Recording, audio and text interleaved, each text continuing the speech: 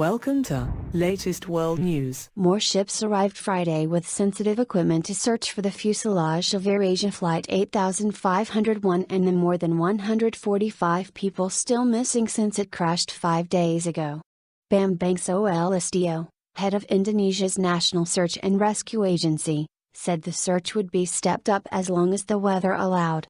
"We will focus on underwater detection," said Solistio, adding ships from Indonesia, Malaysia, Singapore and the US had been on the scene from before dawn Friday to try to pinpoint the wreckage and the all-important black boxes, the flight data and cockpit voice recorders.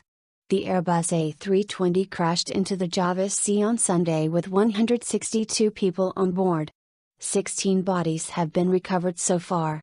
7 were announced Friday morning, 6 of which were found by a US Navy ship, said Suryati B. Supriyati, Operation Coordinator for the National Search and Rescue Agency.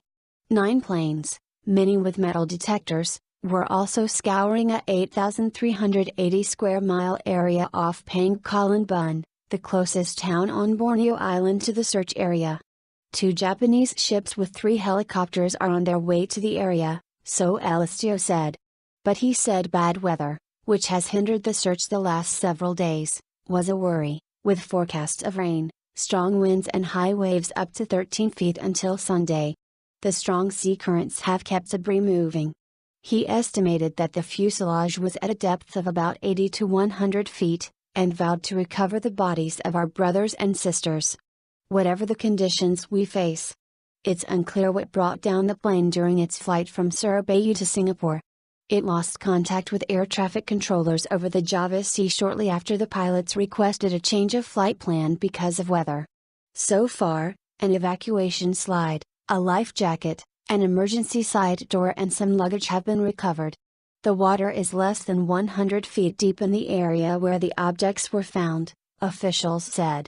There were 155 passengers on board, with 137 adults, 17 children and 1 infant.